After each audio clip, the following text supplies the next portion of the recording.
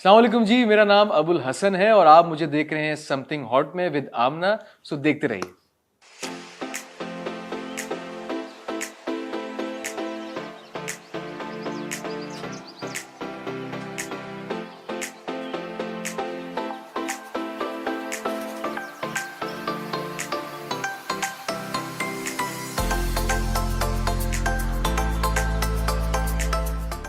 अस्सलाम वालेकुम, मैं हूं आमना। आप देख रहे हैं something hot. This is hot talk. मेरे आज के मेहमान is a bright young man who played not a very bright character. Actually, character bright था, लेकिन नेगेटिव था। मेरे ख्याल है कि अभी कंक्लूड हुए हुए बादशाह बेगम में इनका character Murad was one of the breakthrough performances in the drama. For me personally, I felt that he arrived with Badsha Begum, and what a way to arrive. I have with me, of course, Abul Hassan. और thank you. कैसे हैं आप? बिल्कुल ठीक ठाक। आपको अबुल कहना है या अबुल हसन कहना है या आप मुझे अबुल कह सकती हैं अबुल क्योंकि कह सब मुझे सकते हैं? अबुल के नाम से ही अबुल के नाम बुलाते से हैं। जी हाँ। राइट। ब्रेक थ्रू परफॉर्मेंस ही आपकी इंतहाई एक जहरीला किस्म का किरदार था, लेकिन आपने उसको निभाया बहुत खूब। Thank you so much. What went into it? पहली बात तो coming from you ji. Is a big thing for me. और देखें, मुझे तो किरदार पसंद है, चाहे वो किसी किस्म की भी क्यों ना हो। जब मैंने मुराद मुझे ऑफर हुआ था, तो जब मैंने इसे पढ़ा तो मुझे ऐसा लगा कि मैं बहुत लकी हूँ कि ये चीज़ मुझे ऑफर हो गई। एंड आई वाज लाइक कि मुझे मालूम था कि ये जिस स्केल पे ड्रामा शूट होने जा रहा है, जो इसकी मैंने भी काफ़ी टाइम से बातें सुनी हुई थी कि जी बादशाह बेगम एक चीज़ है जो बनेगी और वो बन नहीं पा रही है क्योंकि उसमें बहुत सारी जो है वो बिग प्रोडक्शन इन्वॉल्व है और बहुत सारे फ्लॉप मतलब मसले मसाइल चल रहे हैं उसके लिए, बादशाह जो कि बेगम पूरे कई नहीं। कैरेक्टर को लेके कई रिकास्टिंग्स हुई और जी हाँ। बहुत देर से चल रहा था। जी हाँ। तो जब मुझे मिला तो मैं बहुत एक्साइटेड था, और जब मैंने स्क्रिप्ट पढ़ी तो आई वॉज एक्चुअली रेडी कि मैं इस कैरेक्टर को ऐसे देख रहा हूँ। So I went on to the director Khizar साहब। सबसे पहले तो मैं लुक के बारे में लेकर गया कि जी मैंने ये पढ़ लिया और मैं इसका लुक कुछ ऐसे सोच रहा हूँ। अब राफे भाई बैठे हुए हैं और मुझे यूँ देख रहे हैं। अच्छा, राफे भाई को मैंने कुछ वो दिखाए थे, रेफरेंसेस दिखाए थे कि राफे भाई मैं कुछ ऐसा ऐसा करने का सोच रहा हूँ इस मामले में। और राफे भाई देखते हैं ऐसा हो जाएगा। मैंने बोला मैं कोशिश करूंगा। बोलते, अगर ऐसा हो गया ना, बैंग ऑन। क्या था वो, क्या लेके गए आप उनके पास? मैं कुछ 3-4 तस्वीरें लेके गया था कुछ एक्टर्स की जिन्होंने डिफरेंट डिफरेंट जगहों पे कुछ कैरेक्टर्स परफॉर्म किए हुए थे। तो उनके लुक की रेफरेंसेस लेके गया था कि मैं सोच रहा हूँ कि इस मुराद का लुक जो है, जो मैंने पढ़ा है, चूंकि देखें he was a wild character, और देखें वाइल्ड कैरेक्टर के साथ साथ वो गांव के अंदर बड़ा हुआ है, तो उसकी जो लुक मैं देख रहा था, जो मुझे पढ़ के आ रही थी कि यार इसके लंबे और घुंघराले से बाल होने चाहिए जो कि बिखरे हुए हों, लेकिन ये अपने आप में एक शहजादा आदमी है, ठीक है ना। तो इसके जो गेटअप है बिल्कुल वैसे ही होने चाहिए कि मैं अगर अगर टॉप्स भी ये पहनता है तो वो कुछ छोटी मोटी बालियां नहीं पहनेगा, ये इसके लिए हर चीज बड़ी है इसके लिहाज से, तो वो बड़े टॉप्स पहनेगा, उसके हाथों में अंगूठियां होंगी और जबरदस्त किस्म की उसने पट्टे वाली वो नहीं पहनेगा, घड़ी नहीं पहनेगा, वो चेन वाली घड़ी पहनेगा क्योंकि वहां पे चेन वाली घड़ी चलनी चाहिए उसके लिहाज से। तो उसकी छोटी छोटी डिटेल्स मैंने पकड़ी, ये आपने वो सब बनाई। सोचा बैठ के कि जी हाँ, ये मैंने एक लुक सोचा। होनी चाहिए। और जब ये सारी चीजें सोच ली मैंने, तो ये था कि जी इसका लुक टेस्ट हो। तो मैंने एक लुक जो है वो मेकअप आर्टिस्ट जो है वो हायर किया, जिन्होंने मेरा एक लुक डिजाइन किया। एक्सटेंशंस मुझे लगती थी, तकरीबन इससे थोड़े से बड़े बाल थे जब मैं ये मुराद के लिए जा रहा था, राइट। लाइक थोड़े से बड़े।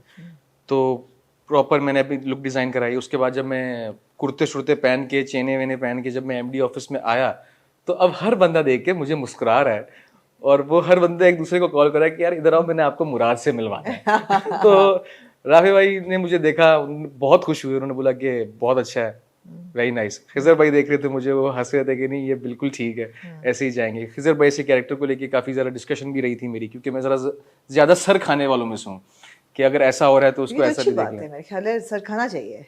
बिल्कुल खाना चाहिए। हाँ। बिल्कुल खाना चाहिए, और मैं खाता हूँ, मुझे नहीं वो समझ में आ रही very होती, good, मैं खाता हूँ, खाना भी चाहिए। हाँ। बिल्कुल खाता हूँ, ताकि मैं जब ऑन ग्राउंड जाऊँ तो मैं क्लियर हूँ। बिल्कुल। तो हर चीज़ ओके हो गई, और इसी तरीके से बादशाह बेगम जो है वो बन के सामने आया, मुराद तैयार हुआ इसी तरीके से। बिल्कुल। वो बादशाह बेगम की भी और बातें करेंगे। इससे पहले मैंने आपको देखा घिसी पिटी मोहब्बत में, जी जी और आपने उससे पहले थोड़ा सा हक भी बीच में किया। जी जी। गो कि मैं आई हैव टू कन्फेस कि मेरे ख्याल है कि इतना मेमोरेबल आपका शायद थोड़ा सा हक में था रोल? नहीं था, थोड़ा नहीं सा हक था। में मेमोरेबल नहीं था नहीं वो।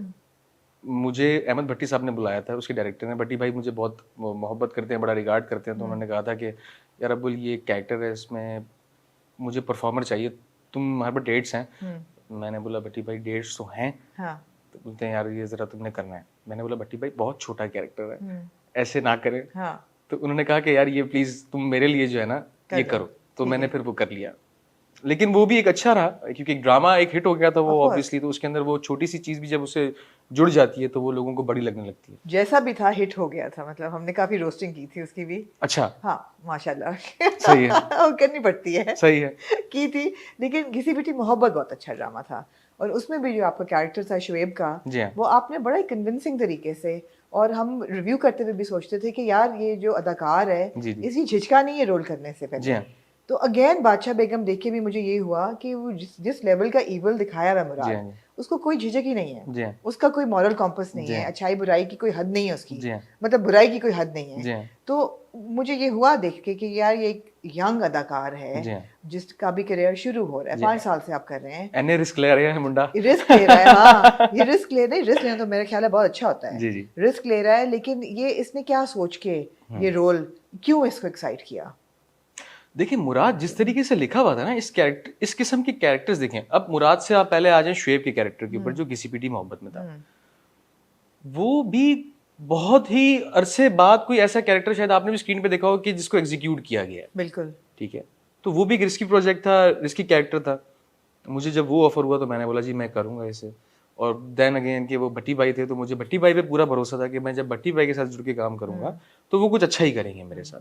भट्टी भाई को मुझ पे भरोसा था। तो वो चीजें जब आप दो, एक एक्टर और एक डायरेक्टर जब एक सेम लेवल पे, सेम ग्राउंड पे, सेम पेज पे आ जाता है ना, तो चीज फिर निकल के वैसी आती है। जहां तक बात आती है मुराद की, मुराद एक एक्साइटिंग, मुझे लगता है कि मुराद उन कैरेक्टर्स में से है जो एक, अगर एक एक्टर हो ना, उसके लिए बड़ा एक्साइटिंग होगा कि यार मुझे ऐसा कैरेक्टर करना है। ऑल्दो के इसमें एक जो मेरा फेवरेट और मजीद कैरेक्टर था, 2 फेवरेट कैरेक्टर्स थे मेरे, जिसमें एक बख्तियार था और एक था कैसर। कैसर तो सबका फेवरेट कैरेक्टर था। अब आप किसी को बोलेंगे यार कैसर करना है, तो अब जैसे आप समझ लें कि एक बहुत बड़ी एग्जांपल हो जाएगी देने वाली कि वो डार्क नाइट बन रही है, तो बैटमैन एंड जोकर का जो बन रहा है, तो वो दोनों ही बहुत बड़े कैरेक्टर्स हैं। लेकिन अगर आप किसी से भी पूछेंगे ना एक्टर से यार कौन सा करना चाहते हो, तो वो अपने अंदर एक्टर तलाश करने के लिए वो बोलेगा कि यार मैं जोकर करना चाहूंगा, क्योंकि उधर मुझे लग रहा है कि मैं अपने आप को एक अलग नजरिए से देख पाऊंगा कि मेरी क्या लिमिट्स हैं एज एन एक्टर। क्योंकि देखिए नॉर्मल हमारे ड्रामों के अंदर क्या होता है कि सीधा मुंह रख के, माँ के दुखड़े सुन के, बीवी की झाड़े सुन के या बीवी पे थोड़ा सा गुस्सा करके आप एक एक्टर को निकाल लेते हैं। आपको ज्यादातर स्पेस नहीं मिलती है अपने आप को एग्जीक्यूट करने की और उस मार्जिन को अचीव करने की जो एज एन एक्टर आपको लगता है कि करनी चाहिए। तो वो मुझे मुराद में नजर आई, I was like bang on, bring it on. आपको लगता है कि नेगेटिव कैरेक्टर्स जो हैं वो चैलेंजिंग तो होते हैं लेकिन शायद आसान भी ज्यादा होते हैं? बहुत अच्छा सवाल है, वेरी नाइस। मुझे ऐसा लगता है कि नेगेटिव कैरेक्टर्स जो हैं वो देखने में सबसे आसान लगते हैं आपको। क्या इसमें मुझे ऐसा, एक मेरी अपनी राय है कि नेगेटिव कैरेक्टर जो भी इंसान करता है ना, उसके लिए दुनिया ये कह देती है, उसको उसके लिए ये बात करके उस कैरेक्टर को छोटा कर देती है कि यार इसमें तो मार्जिन ही बहुत था। हालांकि सबसे ज्यादा रिस्क जो है वो नेगेटिव को प्ले करने के लिए एक एक्टर के लिए होता है। कैसे? आप ओटीटी ना कर जाएं, ठीक है, उसमें इतना मार्जिन होता है कि आप ओवर द टॉप कर सकते हैं, और जब आपने ओवर द टॉप कर दिया तो आपने अपना कैरेक्टर ब्रेक कर दिया। और मुराद और कैसर दोनों ओवर द टॉप जा सकते थे, बिल्कुल जा नहीं सकते गए। लेकिन यही बात होती है कि आपने उन ग्राउंड्स के ऊपर खेलना है। देखें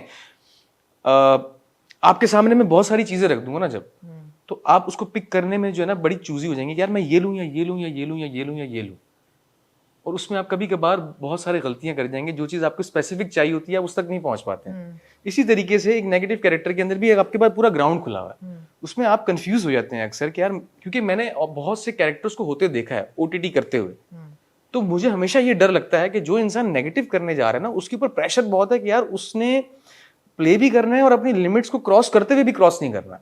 तो ये एक बहुत थिन लाइन होती है नेगेटिव प्ले करने के लिए। तो लिखा हुआ कितना था जो आपको मिला, जो आपने अदा किया, और आपने खुद इम्प्रोवाइज कितना किया मुराद को? देखिए लिखा हुआ मुराद इतना ही ईवल लिखा हुआ था या आपने कुछ ऐड किया उसके अंदर या निकाला? मैं तो ऐड करता हूँ, ऐड किया, ऐड में करता हूँ, मेरी इम्प्रोवाइजेशन होती है। राइट। और फिर जब जो खिजर भाई थे उनको मुझ पे कुछ ज्यादा भरोसा था, तो वो मुझसे फिर करवाते भी थे कि तुम ऐसे नहीं, तुम इसे ऐसे करो, तुम ऐसे नहीं, इसे ऐसे करो। और चूंकि मुराद जो है वो बिल्कुल शूट जब स्टार्ट हुई थी तो मुराद और शाहजेब के सीन्स पहले शूट हो रहे थे, सबसे पहले स्पेल में ये हो रहे थे। तो आप एक फ्रेश माइंड से आते हैं, आपके पास एक टाइम भी होता है और आप देख रहे होते हैं, तो फिर डायरेक्टर साहब ने भी बोला कि भाईजान इसको खिंच के रखो। मुझ पे बहुत एक्सपेरिमेंट करते रहे वो, राइट, कि मेरी एंट्री कैसे होगी, मैं कैसे आऊँगा, और मजीद मेरी मूवमेंट्स उन्होंने सीन्स में काफ़ी इन्वॉल्व रखी है। कि आप देखें कि मुराद एक जगह बैठा हुआ नहीं रहा एक सीन के अंदर भी, वो कभी इधर जाके बैठ रहा है बात करते हुए, कभी उठ के भी सेब खा रहा है, वो कभी घूम रहा है, कभी झूम रहा है। तो उन्होंने मुझे ऐसे ही रखा है उसके अंदर, तो मैं अपना भी इनपुट देता रहा हूँ। मैं डायरेक्टर साहब के पास भी जाके बैठ जाया करता था, सर ये वाला जो सीन है अब इसको क्या क्या ऐसे करके देखें। वो मुस्कुराते भी थे, मुझे कभी कभार लिबर्टी मिल भी जाती थी कि मेरी ख्वाहिश के हिसाब से भी सीन हो जाए। मोस्ट ऑफ द टाइम्स जो है वो अपने लिहाज से सीन करवाते थे, ऐसा ही है। और कितना लंबा शूट था पूरा? ये तकरीबन चला है 4 महीने। 4 महीने, लॉन्ग शूट, लंबा शूट है ये। बिल्कुल ऐसा ही। अरे ये लंबा शूट है, अच्छा खासा। और आपका पैशन जो था ना वो बरकरार, ऐसा नहीं लगा कहीं भी जैसे कि एनर्जी वेवर कर रही है या मुराद थक रहा है या शूट। बाकी एक्टर्स को कभी कभी लगता था ऐसा देख के, आपके कैरेक्टर को बिल्कुल नहीं लगा। चैनल कैसे किया आपने मुराद को? मतलब है कि कोई आपके दिमाग में रेफरेंसेस थे कि मैं मुराद को ऐसा होना चाहिए, अदर देन द लुक, जो उसकी अदाएं थी सारी, या आपको आर यू डायरेक्टर्स एक्टर कि जो डायरेक्टर कह रहा था वो फॉलो कर रहे थे, या आपके जहन में था कि नहीं यार ये वो बंदा है जिसको मैंने स्क्रीन पर देखा है या जिसको मैं जानता हूँ, वैसा होना चाहिए मुराद को? अच्छा, मज़े की बात यह कि मुराद का रेफरेंस किसी एक्टर से नहीं लिया गया, किसी भी फिल्म को देख के या किसी भी ड्रामे को देख के नहीं था। जब मैंने ये मुराद पढ़ा था, तो मुराद पढ़ने के बाद एक मेरे साथ मसला ये रहता है कि अगर मैं कोई बात भी कर रहा हूँ और मुझे कोई बंदा अपनी स्टोरी भी सुना रहा होगा ना, तो मैं सुन रहा हूँ, I am a very good listener. लेकिन जब वो मुझे स्टोरी सुना रहा होगा ना, तो मेरे सामने जो है ना वो अपने एक दिमाग में एक फिल्म चल रही होगी कि ये जो मुझे बता रहे हैं उस पोजीशन पे वहां मौजूद थे, तो ऐसा हो कुछ सिनेरियो क्रिएट हुआ था। इसी तरीके से जब मैंने मुराद पढ़ा तो उसका सिनेरियो मेरे दिमाग में इसी किस्म का आया कि ये बंदा बोलता कैसा होगा, ये चलता कैसा होगा। मतलब मुराद जो है वो चूंकि पीर खानदान का बिगड़ा हुआ बच्चा है, जिसको किसी ने देखा नहीं, किसी को पाला, किसी ने उसको परखा नहीं, किसी ने उसको पूछा नहीं। इसका एक पॉइंट मेरे दिमाग में शुरू से ये था कि ये सबकी तरफ से धुतकारा गया है मुराद बेचारा। अच्छा बेचारा। आप अगर देखें तो ना इसको इसके बाप ने पूछा, हाँ, पलट के जब से इसने आंखें खोली इसने अपने बाप को नहीं देखा। दूसरा ये है कि ये अपनी नजर में, लोगों की नजर में अपने आप को अपनी माँ का कातिल देखता है, क्योंकि इसके पैदा होने पे इसकी माँ मर गई थी। ठीक है।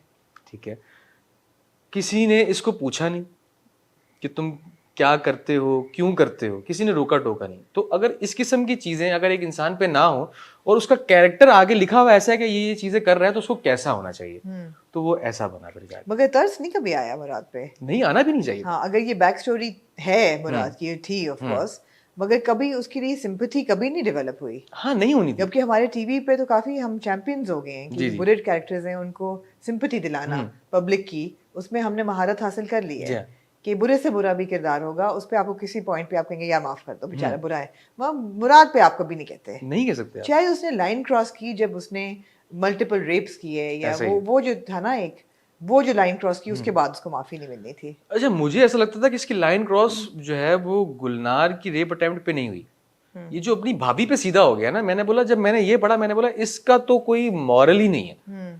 देखें, आप इस किस्म के जब कैरेक्टर को दिखा रहे हैं तो वो खादमाओं के ऊपर सीधा हो जाए तो वो चले एक उसके ऊपर समझ में आती है, लेकिन जब वो अपनी भाभी पे सीधा हुआ ना जाके, तो मैंने बोला कि भाई इसको तो इसका कोई इलाज ही नहीं, इसका कोई इलाज नहीं है। हाँ। तो उसके बाद फिर इस कैरेक्टर को ऐसे होना चाहिए था। लेकिन जहां तक आप सिंपैथी की बात करती हैं, तो सिंपैथी इस कैरेक्टर को मिल भी नहीं सकती थी। और ये जितनी एक बैक स्टोरी जो मैंने खुद क्रिएट की थी इसकी, वो मैंने सिंपैथी के लिए नहीं की थी, वो इस कैरेक्टर की डेवलपमेंट के लिए की थी। कि अगर ये ऐसा है तो इसके पास ऐसा होने का एक रीजन क्या है। अगर आप देखें एपिसोड 2 या 3 के अंदर, जब फरहान सईद अपने घर को छोड़ के जा रहा होता है कि अपने उसके भाई बहन आ रहे हैं, तो वो अपनी माँ की तस्वीर को देख रहा होता है। इतने में मुराद उसके पास आता है और वो अपनी माँ की तस्वीर को देखता है। वहां पे उसको एक स्विच ओवर है, जहां वो देखकर उससे बोलता है कि ये जख्म ऐसा है कि जिसके दाग मेरे सीने में अभी तक हैं और जिसे मैं शायद जिंदगी भर ना भुला पाऊंगा। फिलहाल मुझे इस बातों की कोई परवाह नहीं है। वहां से उसका एक स्विच ओवर भी होता है कि ही इज ओवर इट, क्योंकि वो बचपन से देखता आ रहा है जैसे कि एक इंसान को कोई गम लगता है तो वो जब उसको काफी अरसा गुजर जाता है ना, तो उसको सुनाते हुए वो उसकी वो शिद्दत नहीं होती है, उसके लिए नॉर्मल हो जाती है चीज कि हाँ यार ऐसा हुआ था, वो एक्सीडेंट हो गया था, बस ठीक है, खत्म हो गई बात। लेकिन जब हो रही होती है तब उसको एक होता है कि यार मेरे साथ ये हुआ और ये नहीं हुआ, तो वो he is been through it, तो इसलिए वो ऐसा था। ठीक है, ये अच्छी बात है क्योंकि बैक स्टोरी चाहिए होती है कैरेक्टर डेवलपमेंट के लिए, अपने जहन में कम से कम होना चाहिए। जब आप ये शूट कर रहे थे अबुल सारा, और काफी बड़ी कास्ट है और काफी देर आप लोग इंटीरियर सीन में काम करते रहे, शूट भी काफी वो था, वसी था, जी जी, एक्टर्स और प्रोडक्शन भी काफी बड़ी थी, हर चीज। आपको उस वक्त क्या ख्याल था कि बादशाह बेगम विल बी अ हिट या नहीं? उस टाइम पे तो बिल्कुल ऐसा था कि ये एक ब्लॉकबस्टर ड्रामा होने वाला था, क्योंकि इसके साथ जो जो नाम जुड़ गए, और वो जो नाम जितनी मेहनत कर रहे हैं और जिन जिन कैरेक्टर्स के अंदर हैं वो, तो भाई ड्रामा तो, और जिस तरीके से शूट हो रहा है कि एक एक सीन के लिए हमने जब शुरू में गए हैं तो वो 500 लोग आ रहे हैं, 600 लोग आ रहे हैं, एक्स्ट्राज आ रहे हैं कि सीन के अंदर लोग खड़े करने हैं, दिखाने हैं। तो उस वक्त तो बिल्कुल था कि ये ड्रामा जो है ब्लॉकबस्टर होगा। लेकिन दूसरी एक चीज मैं जो मानता हूँ वो ये है कि जरूरी नहीं है कि एक अच्छी चीज हिट हो, और जरूरी नहीं है कि एक बुरी चीज जो है वो हिट ना हो। जो ना हिट हो वो बुरी हो। हाँ, जो ना हिट हो वो बुरी हो, और जो हिट हो जाए वो अच्छी हो। तो मैं इस बात पे यकीन नहीं करता हूँ। ठीक है, क्योंकि ऐसी बहुत सारी एग्जांपल्स मुझसे कहीं ज्यादा आपके पास है, क्योंकि मैं इतने ड्रामे नहीं देखता हूँ, लेकिन आपके पास बिल्कुल होंगी। जी, हम माशाल्लाह काफी ड्रामे देख लेते हैं हफ्ते में। हाँ, ऐसा होता है, ऐसा होता है। लेकिन अगर हमने क्रिटिकल एंगल से देखा बादशाह बेगम को, तो उसमें एक डिस्कनेक्ट था। ठीक है, मुझे ऐसा लगा कि एक तो टाइम का डिस्कनेक्ट था कि जो वो वक्त दिखा रहे हैं वो वक्त अब एग्जिस्ट नहीं करता। ठीक है, और पीरियड प्ले ये था नहीं। मगर आजकल के दौर में बादशाह बेगम जैसा कोई कैरेक्टर होना किसी गांव में या किसी फिक्शनल जगह पे, वो दिमाग को लगता नहीं। पर ये सबसे बड़ा डिस्कनेक्ट था। ठीक है। दूसरा, मुझे ऐसा लगा, और जो हमने कहा भी बार बार, कि जो बख्तियार का कैरेक्टर था वो लिखा तो गया था बड़ा इंटरेस्टिंग, लेकिन ये दोनों इतने अच्छे घर की लड़कियां दोनों इस पे क्यों मर मिट रही हैं वो नहीं पता चल सका। ठीक है, वो मैजिक क्रिएट नहीं हुआ। और सबसे बड़ी चीज़ यही है कि जो स्किल दिखाई जा रही थी वो मेरे ख्याल है एग्जीक्यूट होने में कहीं ना कहीं गॉट लॉस्ट इन ट्रांसलेशन, ऐसा लगा। ठीक है। मगर आपको, क्योंकि अब आप इतना अपने कैरेक्टर को आपने इतना माइक्रो मैनेज किया और उसको डेवलप किया, शूट करते हुए कभी आपको लगा कि यार कुछ ऐसा है जो सही नहीं हो रहा? देखें, बात ये है आमना कि मैंने अपने सीन शूट किए हैं, राइट, उनके अलावा मैं किसी और सीन में था नहीं। तो मैं जब अपने सीन में होता था तो मुझे नहीं मालूम कि और क्या हो रहा है क्या नहीं हो रहा है। ठीक है, आपकी अपनी राय है, बिल्कुल ये होनी भी चाहिए। और मुझे लगता है कि एक ड्रामा, मुझे पर्सनली ऐसा लगता है कि बादशाह बेगम ऐसा प्रोजेक्ट है कि जिसके अंदर एक भी गलती जो है ना वो आपको माफी नहीं दे सकती। आप बहुत सारे ड्रामे ऐसे उठा के देख लें जिनके अंदर बहुत बेशुमार गलतियां होंगी, बेशुमार फ्लॉज होंगे, उनको माफी है। बादशाह बेगम को नहीं है। क्यों? क्योंकि ये देखें, इस इतनी डेप्थ में आप जब जा रहे हैं एक चीज को लेकर, तो फिर आप उसको फिर पूरा डिलीवर करें। आपको एक भी गलती माफी हो रहे हैं तो फिर आप करके दिखाएं। बिल्कुल ऐसे ही, जैसे कि आप कह लें कि आप आमिर खान की फिल्म देखते हैं, उसको माफी नहीं है, नहीं किसी भी चीज गलती की माफी नहीं, उसको गलती की माफी नहीं। बहुत से खान्स को है गलतियों की माफी। ठीक है, आमिर खान एक ऐसा खान है जिसको गलती की माफी नहीं है। ठीक है, तो यही बात है, क्योंकि वो अपने आप को परफेक्शनिस्ट कहते हैं और वो हैं भी। तो इसीलिए लोग उनसे एक्सपेक्ट करते हैं कि भाई इनकी फिल्म में हमें कोई फ्लॉ नजर नहीं आएगा, इनकी फिल्म होगी कि परफेक्ट होगी वो। ठीक है, तो मुझे ऐसे ही लगता है कि बादशाह बेगम में कोई भी एक गलती जो थी उसमें माफी की गुंजाइश नहीं थी। और अगर हुई हैं वो गलतियां, तो वो एक एम्बिशियस प्रोजेक्ट था, उसको पूरा करने में हर बंदा सीख ही रहा होता है कि एक्टर हो, डायरेक्टर हो, प्रोड्यूसर हो, राइटर हो, हर तरीके पे, हर जगह पे, हर मकाम पे वो सीख ही रहा होता है। बिल्कुल, तो वो हो सकता है कि हो गई। अच्छा अबुल, अब ये प्रोजेक्ट तो बादशाह बेगम अब खत्म हो गया और आपकी मेरी पहली मुलाकात है। 2017 में आपने शुरू किया अपने ड्रामों का सफर। उससे पहले आप क्या कर रहे थे? मैं एक बिजनेसमैन हूँ अभी तक बिजनेसमैन है? Really? क्या बिजनेस है आपका? मेरा इंपोर्ट का काम है बेसिकली। बड़ा इंपोर्ट एक्सपोर्ट, जरा इलैबोरेट करें किसके साथ क्या इंपोर्ट करते हैं आप? मैं जनरल आइटम्स इंपोर्ट करता हूँ। क्या चीज? General items. अच्छा, जी हाँ। जैसे कि बहुत सारी चीजें हैं कि आपने लगेज का कोई सामान मंगाना है, ऑटो पार्ट्स हो गए, इस किस्म की चीज जो है। मेरे पास अपने वेंडर्स हैं जिनको मैं मंगा के देता हूँ। बेचने वाला काम नहीं है हमारे पास। स्ट्रक्चर्ड बिजनेस है आपका? जी। और क्या ये फैमिली बिजनेस है या ये फैमिली बिजनेस है? फैमिली बिजनेस है। तो उसके बीच में से आपको फिर ये अदाकारी का कीड़ा कैसे लगा? ये बचपन से था ना। आपको लगता नहीं है? लगता है, बिल्कुल लग रहा है, बिल्कुल। वही तो अभी भी आपका बचपन ही लग रहा है, बिल्कुल आप अभी बचपन में ही लग रहे हैं। लेकिन ये है कि आपको था शौक। बिल्कुल था, बहुत ज्यादा था। ब्रेक थ्रू कैसे मिला फिर? ब्रेक थ्रू कैसे मिला? साहब आप कई दफा बता चुके होंगे, लेकिन हाँ। मेरी आपकी क्योंकि पहली मुलाकात है, इसलिए चले। बहुत कम अल्फाज में बता दें। मैं आपको बताता हूँ कि मेरी एक टांग निकली है, मैं हॉकी का बहुत बड़ा खिलाड़ी हूँ। ठीक है। ऐसा, तो वो ऐसा है कि शुरू से बहुत शौक था, कॉलेज में भी या स्कूल में भी। मजे की बात यह है कि आपको स्कूल में टाइटल मिला करता है जब आप जो है वो पास आउट होने वाले होते हैं। तो मुझे जो टाइटल मिला था अपने 10th ग्रेड के अंदर वो ये था कि सारा साल तो कटा गाने में और एक्टिंग में, आखिरी वक्त में क्या खाक पढ़ाई होगी। अच्छा, तो वो स्कूल में भी आप अदाकार थे? हाँ, फनकार थे? फनकार था। हाँ, ठीक है। तो मेरे कॉलेज टीचर ने एक दिन मुझे आके देखा कि मैं एक कुछ कैरेक्टर करा था एक कॉलेज के अंदर ही, ऐसे बैठे हुए शुगल मेले में। तो वो चल कर आए और वो आगे बोलते बेटा तू भूखा नहीं मरेगा। हाँ। तो मैंने बोला sir thank you so much, लेकिन आपने जो ये बात की है हाँ। ये बड़ी गलत की है आपने, क्योंकि आप मुझे टॉन्ट कर रहे हैं। अच्छा। तो वो बोल के कहीं नहीं, ये तुम्हें बाद में समझ में आएगी तुम्हें मैंने क्या क्या कहा। हाँ। तो वो थोड़ी बाद में समझ में आई कि वो क्यों कह के गए थे, क्योंकि अल्हम्दुलिल्लाह कुछ ना उनको कुछ कर टैलेंट लेता नजर हूं। आया। जी हाँ। आपका क्या ख्याल है अबुल कि अगर किसी के अंदर टैलेंट हो, और आजकल इतने नौजवान हम रोज नए चेहरे देखते हैं टेलीविजन पे, और टेलीविजन भी इतना वास्ट हो गया है, ड्रामे पता नहीं कितने साल में 60 से ऊपर तो ड्रामे लगते हैं, और एक कंटेंट है जो कि दिए जा रहा है एक बहुत टर्नओवर बहुत रैपिड है और बहुत बड़ा है। जो कोई एक इंसान हो जिसमें टैलेंट भी हो, एक नया एक्टर, और जो मेहनत भी करे, क्या सबको ब्रेक थ्रू मिल जाता है? नहीं। क्यों नहीं मिलता? देखिए ये दुनिया का नॉर्म है कि सबको नहीं मिलता, सबको कुछ कोई नहीं मिलता। स्ट्रक्चर नहीं है ना इंडस्ट्री हर का। हर इंसान को देखिए किसी भी दुनिया में, इवन दो कि आप अगर आप हॉलीवुड जाते हैं जो हमने एक्सप्लोर नहीं किया, हम बॉलीवुड की बात नहीं करते, हम बहुत ऊपर चले जाते हैं, हम हॉलीवुड चले जाते हैं कि हमें लगता है कि वहाँ हर बंदा जो डिजर्व करता है उसको वो चीज़ मिली होगी। आप जाके देखें कितनी कितनी स्ट्रगल स्टोरीज होंगी जो लोग आज तक, बिल्कुल। क्योंकि वहाँ पे देखें थिएटर के अंदर भी काफ़ी पैसा है जी। तो लोगों का बसर बड़ा अच्छी तरीके से हो जाता है, अपनी ज़िंदगी अच्छी तरीके से गुजार लेते हैं क्योंकि उनको वहाँ से अच्छे पैसे मिल जाते हैं। बिल्कुल। तो बहुत सी ऐसी जगह होंगी। मुझे देखिए लाइफ जो है उसका दूसरा नाम है कॉम्प्रोमाइज। होना चाहिए लाइफ का दूसरा नाम बिल्कुल है, कॉम्प्रोमाइज होना चाहिए। बिल्कुल है। अच्छा, बिल्कुल है। कैसे? आप जिंदगी के अंदर आपको हर मोड़ पे कॉम्प्रोमाइज करने पड़ेंगे। करने चाहिए? करने चाहिए। ओके। क्योंकि आपको नहीं मालूम कि आपके लिए क्या लिखा हुआ है। अगर जिसको मालूम है वो नहीं कर सकता कॉम्प्रोमाइज पे। कुछ पाने के लिए कुछ खोना पड़ता है, इस बात को तो मानती है ना। तो कुछ खोना जो पड़ता है वो कॉम्प्रोमाइज ही होता है ना। मैं मानती हूँ, क्यों खोए कुछ भी बंदा, वो तो ख्वाहिश का इजहार है ना। वो तो ख्वाहिश का इंतजार है कि जैसे अल्लाह ताला गुर्बत को देखे हर इंसान बोलता है कि क्यों है गुर्बत, मिटा दो इसे। लेकिन वो एक सिस्टम का हिस्सा है। तो वो ख्वाहिश होना एक अलग चीज है, लेकिन कॉम्प्रोमाइज जो है वो जिंदगी का दूसरा नाम कॉम्प्रोमाइज है। आपको करना पड़ता है। मुझे ऐसा लगता है कि जितने भी एक्टर्स जो आ रहे हैं, देखिए पहली बात तो ये है कि आप इस अगर इंडस्ट्री से एफिलिएट होना चाहते हैं तो यहाँ ग्लैमर के लिए ना आए। ये ग्लैमर इंडस्ट्री, लोग ग्लैमर के लिए ही आते हैं। हाँ, नहीं है ग्लैमर क्या है? नहीं, ग्लैमर का वर्ड नहीं है। आर्ट और ग्लैमर एक अलग चीज है। नहीं, टीवी स्टार के लिए तो ग्लैमर है, क्यों नहीं है? देखिए ग्लैमर किसे कहते हैं आप? ग्लैमर कहते हैं उस चीज को कि जो आ रहे हैं लोग इसलिए कि वो उनकी फॉलोइंग बढ़ जाएगी, वो आके खुश हो जाएंगे। अपने क्राफ्ट पे काम करने के लिए कोई नहीं आ रहा। इस काम को सीरियसली करने के लिए कोई नहीं आ रहा। ठीक है। एक एज एन एक्टर बनने के लिए कोई नहीं आ रहे हैं। बिल्कुल ऐसे, या फेम मिल जाए या फॉर्च्यून मिल जाए। बिल्कुल ऐसे ही है। ठीक है। तो मुझे लगता है कि उसके लिए ना आए, क्योंकि वो बहुत छोटी चीज है। अच्छा, ठीक है।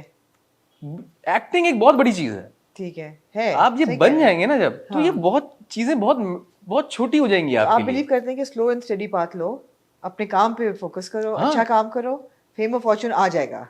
वो तो साथ लिखा हुआ है। देखिए बात ये कि आप एक अच्छे एक्टर बन जाएंगे ना जब, तो ये पैसा, ये शोहरत, ये रौनकें, ये सारी साथ में आएंगी।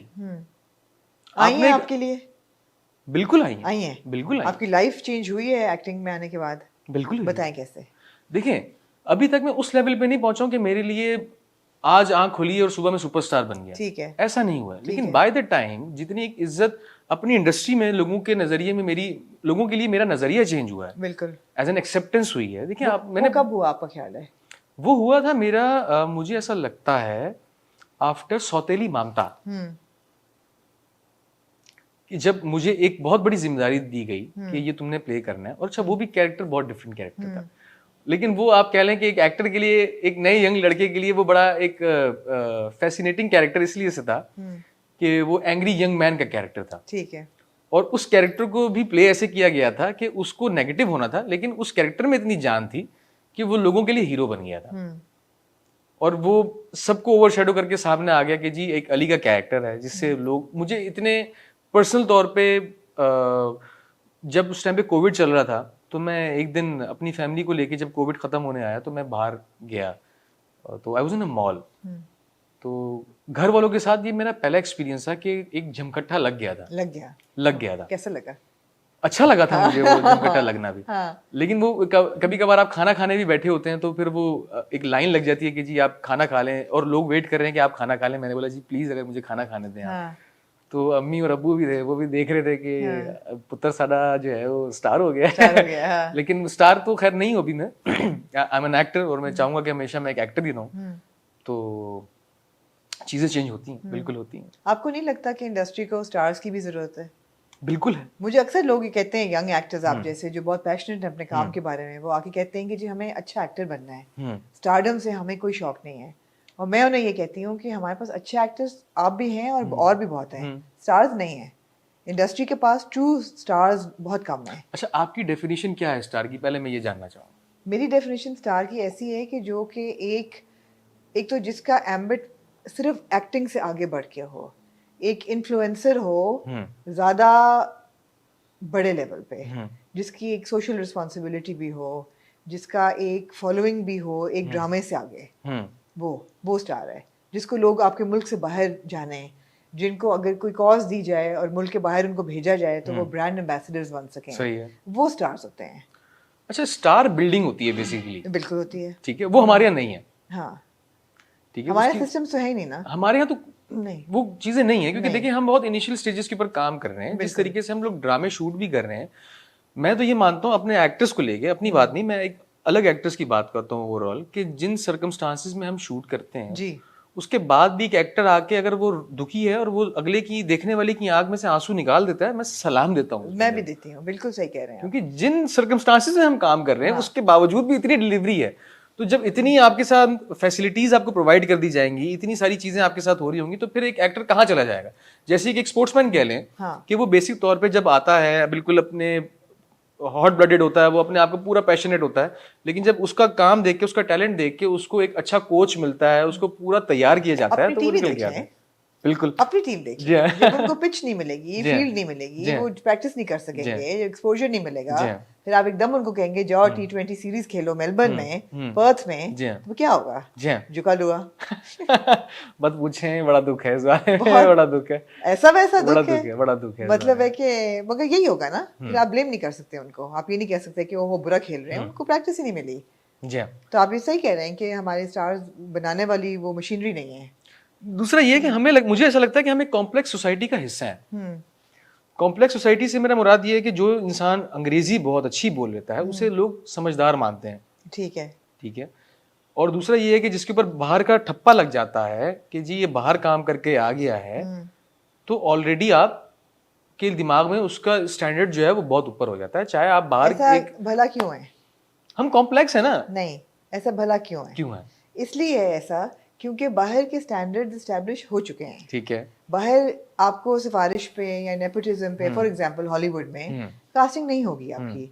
अगर आप में कोई दम है या कोई टैलेंट है या आप रोल के लिए सूट करते हैं, तब ही आपको लिया जाएगा। प्रोजेक्ट कोई कॉम्प्रोमाइज नहीं करेगा सिर्फ इसलिए कि उनको एक पाकिस्तान के अदाकार को खुश करना है। ठीक है। तो जब आप पे वो ठप्पा लग जाता है तो हमें भी रीअश्योरेंस होती है कि हाँ भाई ये बंदा जो है इसमें वाकई डेप्थ है, ये बात है। देखिए वो बात बिल्कुल ठीक है, वो तो रिकग्निशन पॉइंट आ गया ना कि यार ये बाहर का करके आया, बाहर वालों ने कुछ देखा होगा, बिल्कुल यही बात है और कोई बात नहीं। जहां तक आप बात करती हैं स्टार्स की, तो हमारे यहाँ स्टार्स जो हैं वो मैं जो मानता हूँ जिनको स्टार्स, जिनको मैं बोलता हूँ कि भाई बंदा स्टार है। बताएं फवाद खान। सबसे बड़े 5 स्टार्स कौन है? फवाद खान। क्यों? देखिए उन्होंने अपनी स्टार बिल्डिंग की है। ठीक है। जिस तरीके से एक स्टार जो है ना, मेरे लिहाज से उसका एक पर्सोना होता है। जब वो आता है ना तो नजरें जो है ना वो रुक जाती हैं उस पर कि भाई तुम में कुछ है। ठीक है। तो एक स्टार वैल्यू होना और एक एक्टर वैल्यू होना एक अलग है। सलमान खान की आप बात करेंगे, he is a star. Shahrukh Khan is a superstar. मतलब वो मुझे ऐसा लगता है कि अगर वो सामने से गुजर रहे होंगे तो बंदा सिर्फ खड़े होकर रुक जाएगा कि यार जरा मैं इनको जाते हुए देख लूं कि क्या बात है।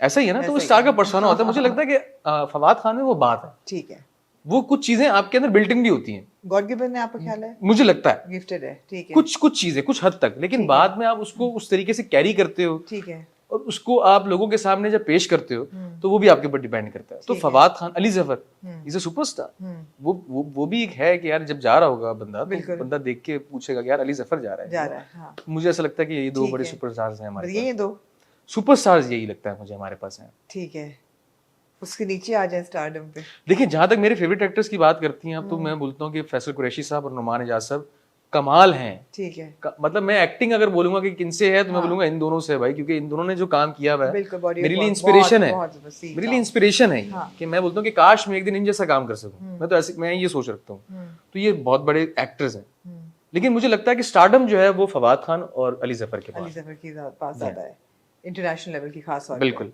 ऐसा है। आप अपने आप को कहाँ जाते हुए देखते हैं? मैं तो मजदूर आदमी हूँ। ठीक है, ये अच्छा है, अपने आप को उधर डाल दें ताकि सवाल ना कोई करे कि ये आप क्या रहे हैं। ठीक है, देखिए जहां तक क्या बना रहे हैं आप इस मजदूरी में? क्या खड़ा करना चाहते हैं? इमारत किस किस्म की आप बनाना चाहते हैं? अच्छा काम करना चाहता हूँ। ठीक है, अपने काम से याद रहना। अभी तक मुतमईन है आप अपने काम से? अभी तक जितनी अपॉर्चुनिटीज मिली हैं उसमें मैंने अपनी तरफ से पूरी कोशिश की है कि मैं उसके साथ जस्टिफाई कर सकूं उस चीज को। तो ये कोशिश मैं करता रहूंगा। और ये है कि इनकार भी किए हैं कभी स्क्रिप्ट वगैरह किए हैं? कभी रिग्रेट किया है? मैं अभी तक 3 कर चुका हूँ। अच्छा, नहीं रिग्रेट नहीं होता। रिग्रेट नहीं होता। कोई ऐसा रोल आप टीवी पे देखते हैं कि यार काश ये रोल मुझे ऐसा इस टाइप का मिलता? नहीं, मैं आपको बताऊं कि मुझे मिलते की बात नहीं होती। जिसे मिला है वो ठीक है, वो सही अगर कर रहा है तो ठीक है। नहीं, लेकिन आपको कौन सा इंट्रिग करता है, इंटरेस्ट करता है कि यार ऐसा रोल है मुझे ऐसा करना चाहता हूँ? परिजात। ठीक है, हाँ देखो ना इतना बड़ा रोल है और उसमें कितना स्कोप था। और मैं बोलता हूँ अहमद अली अकबर ने कमाल काम किया। I am a big fan of him after watching Parijat. मैंने 4-5 एपिसोड शुरू में देखी हैं। बंदे ने काम किया। मतलब अब देखें, अब परिजात के अंदर वो बारीकी थी कि एक बहुत बड़ी बाउंड्रीज खींची हुई थी उसके चारों तरफ। वो ओटीटी हो सकता था। उस बंदे की क्वालिटी ये थी कि उसने होने नहीं दिया।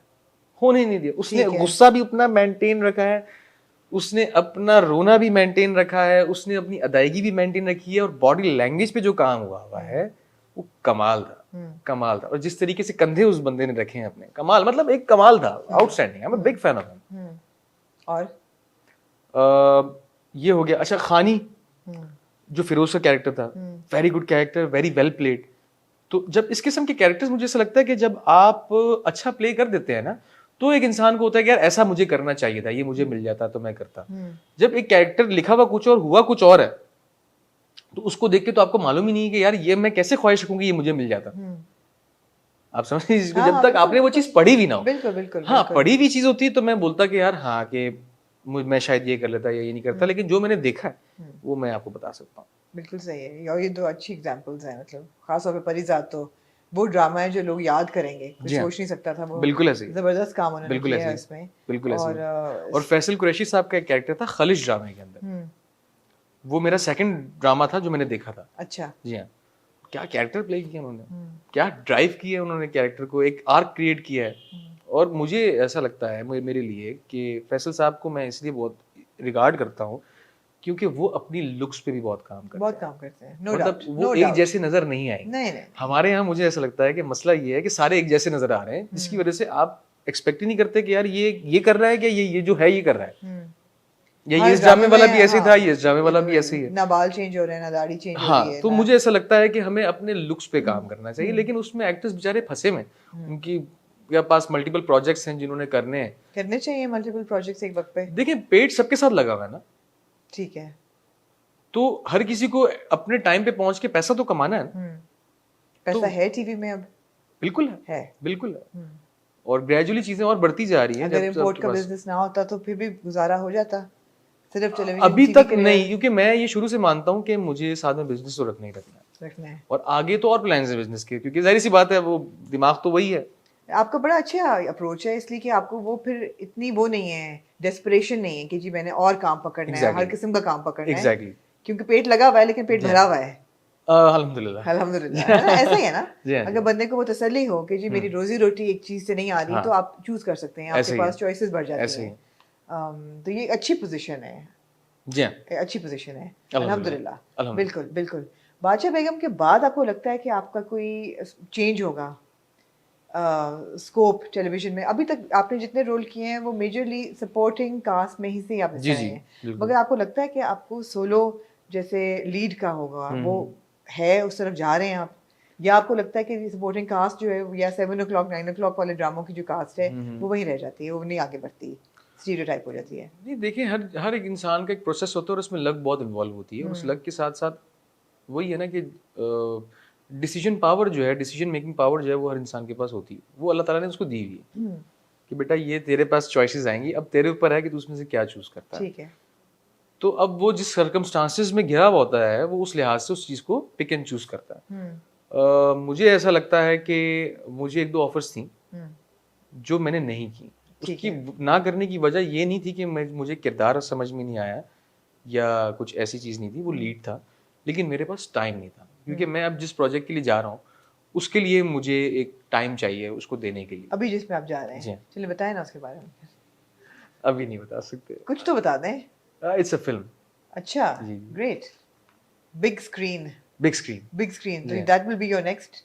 हम अगला आपको उसमें देखेंगे या बीच में भी कोई ड्रामा आपने नहीं किया? बीच में भी आप देखेंगे, क्योंकि ठीक जाहिर है। सी बात है उसकी शूट से फारिग होके तो ठीक काम है। तो देखें, ड्रामा तो शूट करना हो ही गई है करना शुरू है। उसकी? नहीं फिल्म अभी की प्री प्रोडक्शन चल रही है। प्री प्रोडक्शन चल रही है, साइन कर लिया आपने? समझ लें कि हो गया। जबरदस्त, मुबारक हो, बहुत नहीं, thank you, मुबारक हो। thank you। और आपका ड्रामा अब हम क्या देखेंगे? देखिए ड्रामे के लिए अभी तो थोड़ा टाइम है, टाइम है? ड्रामे के लिए टाइम है, ठीक है। क्योंकि अभी नहीं है, अभी जरा इसके अंदर जाना है, इसको जरा पूरा करना है तरीके से, ठीक है। जो उसका हक अदा करना है। ठीक उसको है। करने के बाद जैसे फ्री होंगे तो फिर हमने तो ड्रामा अब तो आप करना ही अपनी करना है। फिल्म की लुक पे और उस पे सब पे, जी हाँ जी। उस पे डेवलपमेंट पे काम कर जी रहे हाँ हैं। जी। वेरी गुड, ठीक है। तो अच्छा जंप आ गया फिर तो। बस देखें। हाँ हाँ बिल्कुल। सिनेमा आपको क्या लगता है देख के पाकिस्तान का, कि बेहतर हो रहा है, स्टैग्नेट कर गया है, नीचे जा रहा है, उम्मीद है? मजे की बात ये कि कल ही मैंने मौला जट देखी, देख लिया आपने मौला जट? कल ही देखी वेरी मैंने। गुड। और जब मैं गया हूँ तो मुझे एहसास हुआ कि यार सिनेमा का एक जादू था। हाँ और वो जब पूरा हॉल आपके लिए भरा हुआ होता है और अभी लोग आपको देखने आते हैं और आप जब अपने आप को बड़ी स्क्रीन पे देखते हैं तो वो उसका एक क्रिज्मा अलग है। हाँ सिनेमा की बात अलग है है। और वो है। हाँ सिनेमा की स्टोरी टेलिंग अलग है और वो फिल्म लगी है मुझे कि वो फिल्म बनी है। हाँ पहली बात, सबसे बड़ी बात ये थी कि सबसे सिनेमा में चलने वाली वो बिल्कुल। फिल्म थी। बिल्कुल।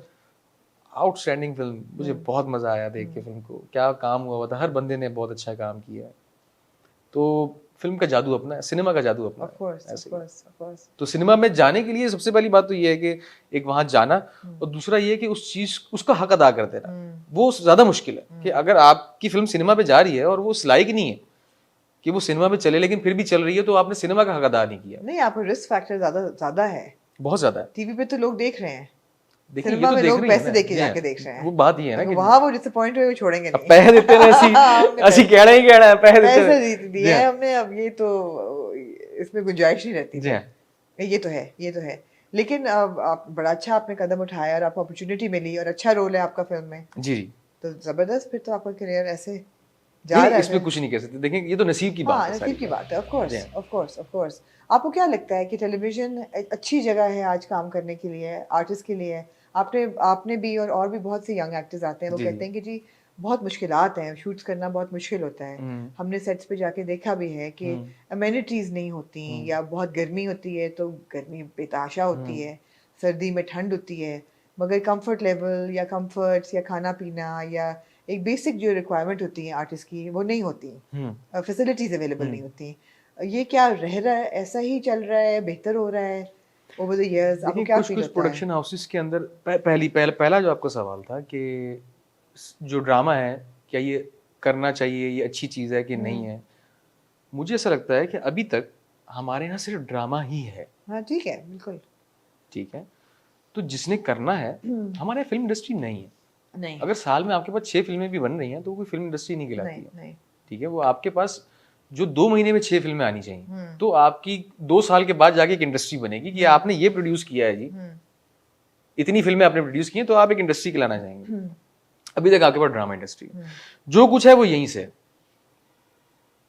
लोगों की एक्सेप्टेंस भी अभी तक जो है ना वो आपकी ड्रामे से ही है। अब आप एक नया लड़का उठा लें जिसने ना ड्रामा किया और उसने फिल्म की है, ठीक है, उसको लोग एक्सेप्ट ही नहीं करेंगे कि यार ये इसके लिए हम फिल्म देखने जाएं, हमने तो उसको देखा भी नहीं है पहले। ये भी एक मसला बन गया ना, क्योंकि हमारे यहाँ सारे जो ड्रामे से उठ के फिल्मों के ऊपर आ गए, तो लोगों ने बोला कि जी बात ये है कि नया कहाँ क्यों देखें हम। बिल्कुल, ये भी एक मसला है। तो ड्रामा जो है बेसिकली वो it is the only medium right now कि जिसके ऊपर आप काम कर सकते हैं, और वो करना बड़ा जरूरी है। वो एक तरीके से पॉलिश करता है लेकिन खराब भी करता है, क्योंकि हमारे यहाँ ड्रामा जिस तरीके से शूट होता है वो ड्रामे की तरह शूट होता है। दुनिया में ऐसा नहीं है। आप नेटफ्लिक्स देख रहे हैं, आप देख रहे हैं, जो कि बहुत कम आवाम देखती है। मैं आपकी और मेरी बात कर रहा हूँ कि हम देख रहे हैं उस चीज को।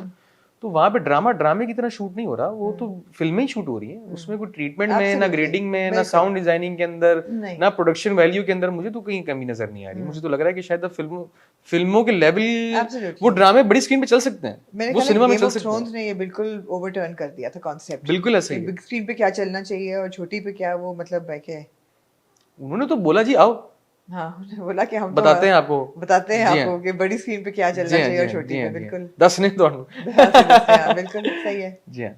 तो ऐसा है। अच्छा, जहां तक बात आती है कि एक्टर्स की कि वो सेट के ऊपर देखें, आप एक सर्वाइवल मूड में तो होते ही हैं तकरीबन ज्यादातर, लेकिन ये प्रोडक्शन वैल्यू जो है कुछ प्रोडक्शन हाउसेस की बहुत बेहतर होती जा रही है, और जहां नहीं होती है वहां पे एलिस्ट एक्टर्स फिर जो है वो करवा भी लेते हैं अपने तरीके से।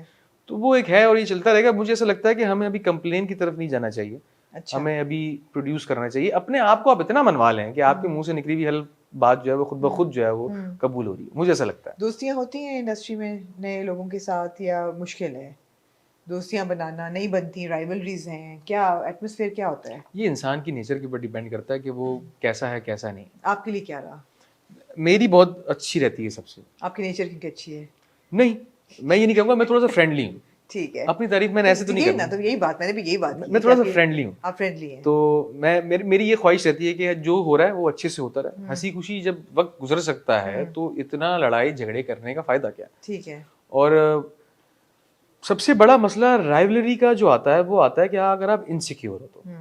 मैं इनसिक्योर नहीं हूँ, तो मुझे कोई मसला नहीं है कि मैं किसके साथ बैठा हूँ, वो क्या काम कर रहा है, क्या नहीं कर रहा, क्योंकि मुझे मालूम है कि मैंने अपना रिस्क लेना है और उसने अपना रिस्क लेना है।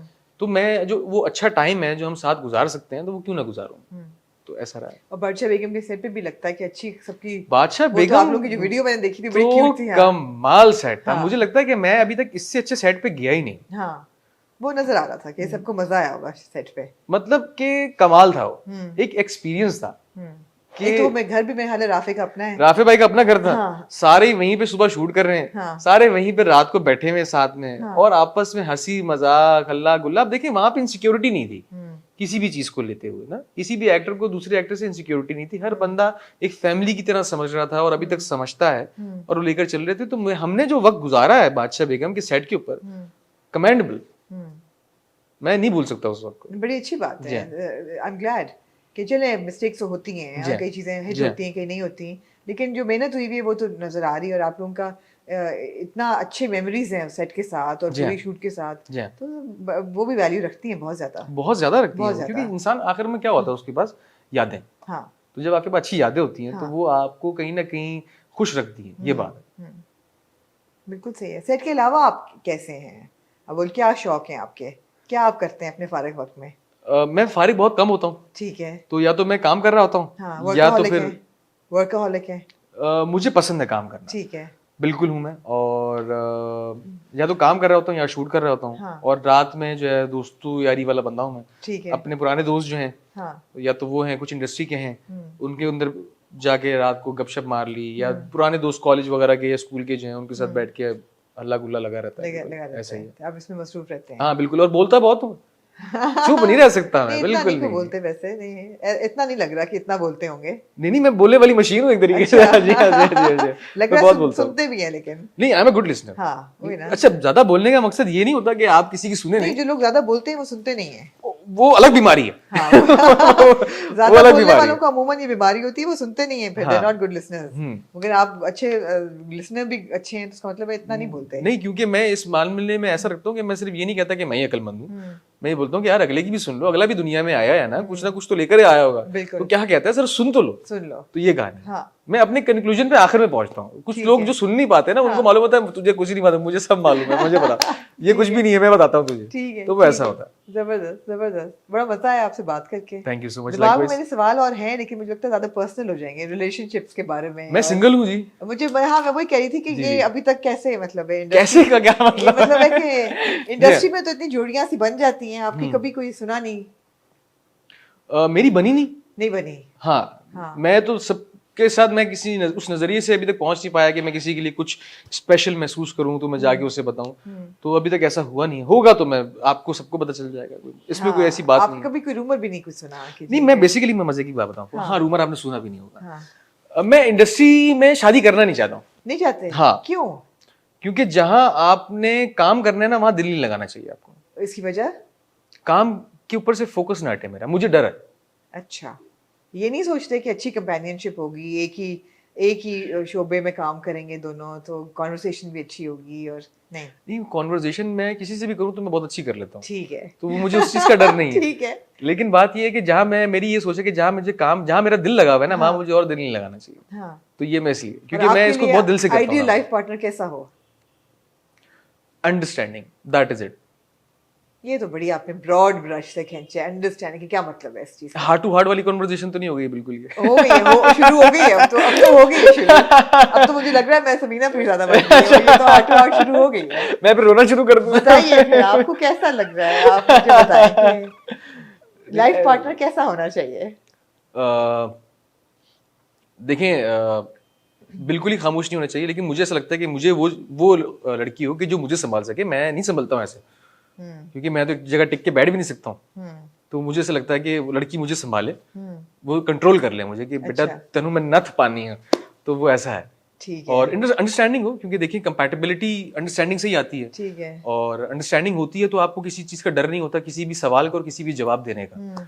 तो ये 100 बातों की एक बात हो जाती है कि अंडरस्टैंडिंग को मैं तकरीबन सारी चीजों में देख लेता हूँ। मतलब अगर आप और मुझ में अंडरस्टैंडिंग है तो फिर मुझे नहीं लगता कि आप मुझसे कभी झूठ बोलेंगे, क्योंकि आपको मालूम है कि ये अगर मैं से कोई बात कहूंगी या कहूंगा तो ये समझ जाएगा इस बात को। तो ये कहानी। अभी तक आपको कोई ऐसा बंदा नहीं मिला? नहीं मिला ना, ऐसी कोई मुलाकात आपकी नहीं? बंदी नहीं मिली। मैंने बहुत ब्रॉड, जैसे आपने अंडरस्टैंडिंग कहा है उसी ब्रॉड ब्रश से मैंने इंसान को बंदा कहा है, मतलब बंदी जारी बात है।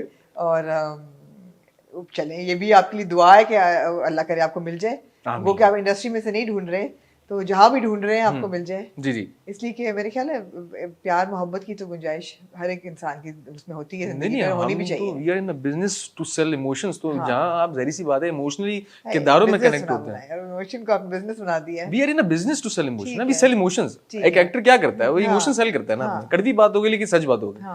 तो वहां पे जाहिर सी बात है कि जब आप एक सेट पे होते हैं, मैंने एक लड़की का हाथ पकड़ा हुआ है और मैं उससे अपने दिल की बात कह रहा हूँ जो कि कैरेक्टर कहना चाह रहा है, तो इवेंचुअली अब जैसे ही कट हुआ है तो मैं हूं तो अबुल ही ना, और वो दूसरी लड़की है, तो आप एक हो जाते हैं, थोड़ी बहुत आप में होती है, लेकिन देयर इज अ बाउंड्री। आपको मालूम होता है कि यार ये पैकअप हुआ और यहाँ से मैं अब घर जा रहा हूँ, तो मैं अपनी पुरानी लाइफ में वापस जा रहा हूँ और इस लाइफ से मेरा कोई लेना देना नहीं है। और मेरे ख्याल से ऐसा अगर ना भी हो तो भी अच्छा, और होता है तो भी अच्छा।